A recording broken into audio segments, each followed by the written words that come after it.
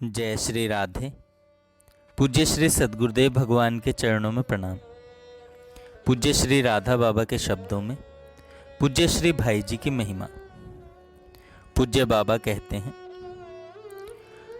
सर्वोत्तम बात मेरी समझ में यह है कि भाई जी का कोई भी प्रेमी केवल संग करने के लिए इनका संग करे और कोई भी उद्देश्य न रखे।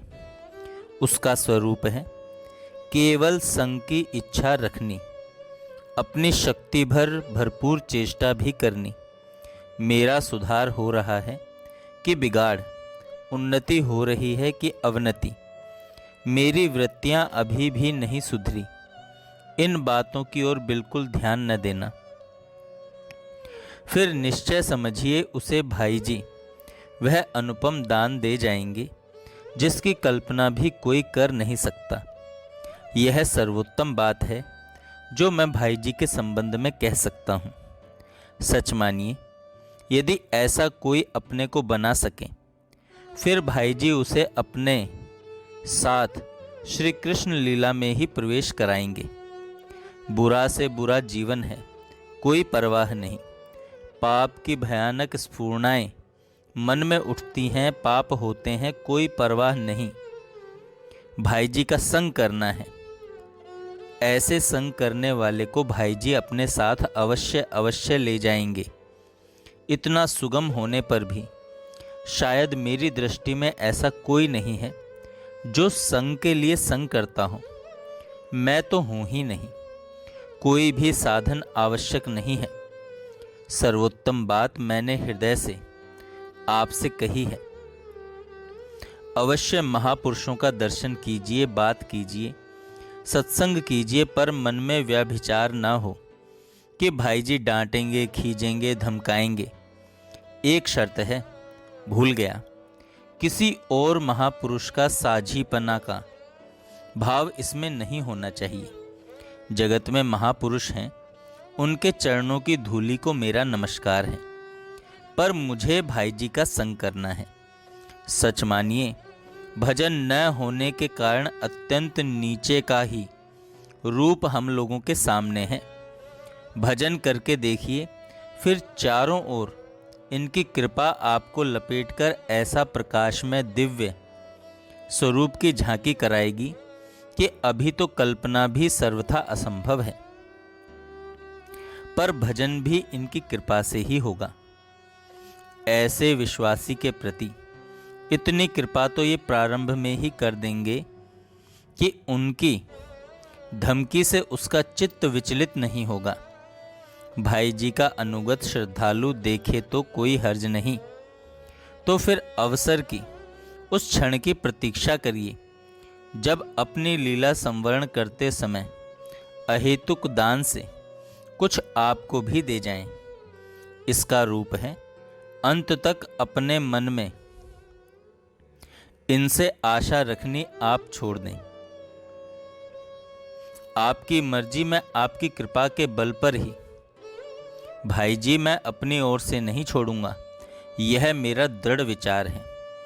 इस प्रकार का भाव रखकर चाहे प्रारब्धवश कहीं भी रहना पड़े, पर मानसिक संबंध बनाए रखने पर शारीरिक संबंध भी बीच बीच में इनकी कृपा से अवश्य मिलेगा। कभी कभी लड़कपन कर बैठता हूँ। भगवान और भाई जी के पास किसी की सिफारिश की ज़रूरत नहीं है, बिल्कुल नहीं है। पर लड़कपनवश कुछ खूब अच्छी तरह बातें सजाकर जिस किसी की भी चर्चा हमने चलाई है, मैं देखता हूँ वे तो कृपा उड़ेलने के लिए तैयार हैं, पर वह ग्रहण करने को तैयार नहीं। इसका क्या उपाय? इनकी कृपा का एक क्षण का करोड़वां अंश आप किसी प्रकार ग्रहण कर लें तो फिर नाम छूटे ही नहीं। मैं जो इनके पास हूँ, बाबा कहते हैं, मैं जो इनके पास हूँ, सर्वथा इनकी कृपा हमें रखे हुए है। यहाँ जितने आदमी मेरी दृष्टि में हैं, उनसे सबसे अधिक मेरी दृष्टि गोस्वामी चिमनलाल गोस्वामी जी की ओर आकर्षित होती है। और मैं सोचता हूँ कि यदि चाहें तो ये ऐसे बनने की चेष्टा कर सकते हैं। कृपा में विषमता नहीं है, पर चाह की कमी के कारण लोगों को कई परिस्थितियों का प्रतिबंधक लगा हुआ है। पर आप पर चाहे आपकी चाह के कारण अथवा अनिर्वचनीय सौभाग्यवश हो, आप इस परिस्थिति में हैं कि इसकी साधना कर सकते हैं। भाई जी का स्नेह कहीं भी कम वेशी नहीं है, पर आप पर वह किसी अंश में मुझे प्रकट सा दिखता है। पर आप पर वह किसी अंश में मुझे प्रकट सा दिखता है। उस मंडली का अभाव सा है। और दूसरी बात, इनकी कही हुई बात पर बहुत कम ध्यान देना। इनकी कही हुई बात पर बहुत कम ध्यान देना। तीसरी बात है सांसारिक प्रपंच का बाहुल्य। यदि दूसरी और तीसरी बात न होकर भी सच्ची लगन रखने वाली मंडली बन जाए, जिसकी इनमें सचमुच श्रद्धा हो और सुनने की लगन हो, तो फिर बाध्य होकर भाई जी के मन में भगवान की प्रेरणा हो जाए, जिससे वे हंसाते खिलाते भी स्थिति सर्वथा बदल दें। बात मेरी समझ में ऐसी आती है कि भाई जी अब इस जगत से बहुत ऊंचे उठ गए हैं और निरंतर उठते ही जा रहे हैं। अतः अब इनकी ओर से चलाकर लोगों की श्रद्धा प्रेम बढ़ाने की चेष्टा असंभव सी है। पर मंडली ऐसी जुट जाए जो भाई जी को तंग करने का उद्देश्य तो रखे नहीं, पर मन ही मन इनकी बात सुननी चाहे, तो फिर अपने आप इनके द्वारा ऐसी चेष्टा हो सकती है कि सब कोई आकर्षित हो जाएं। ये जो बातें कहते हैं ऐसा करो, तो उसके करने की सच्ची नीयत लेकर बढ़ने की चेष्टा यदि मनुष्य करे तो कोई बात नहीं, सफल पूरी हो यह शर्त नहीं है। शर्त यह है कि चलने की चेष्टा करनी। यह भी हम लोगों से नहीं होता, इसलिए व्यक्तिगत रूप से ही लाभ उठाने की चेष्टा होनी चाहिए। और उसकी प्रारंभिक क्रिया है सचमुच अपनी नीयत से आवश्यक काम करने के बाद भजन की तत्परता पूर्ण चेष्टा करनी। भजन करके देखिए, इनकी कृपा की धारा बहती हुई दिखाई देगी और आज जो इनका स्वरूप दिखता है उससे अत्यंत विलक्षण रूप दिखेगा। निरंतर विलक्षणता बढ़ती ही जाएगी। पारिवारिक आसक्ति इतनी अधिक है कि इस समय यहाँ हैं, इसलिए यह भाव है। यहाँ से जाते ही यह भी भूल जाइएगा।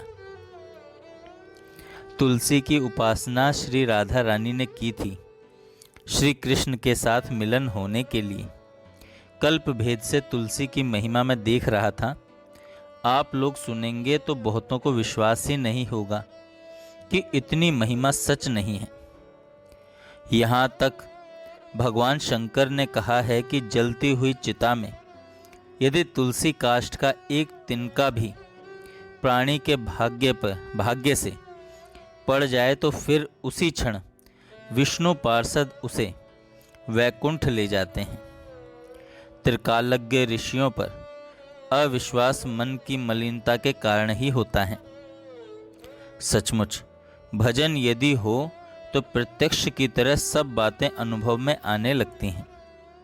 भजन बिना भगवान या महापुरुष की कृपा हो ही नहीं सकती। फिर क्यों नहीं होता? मैंने अपने जीवन में यह प्रत्यक्ष अनुभव किया है कि सब कुछ उनकी कृपा से होता है। अहंकार कुछ भी काम नहीं देता। यह इच्छा हो कि मैं करूं तब भजन होता है।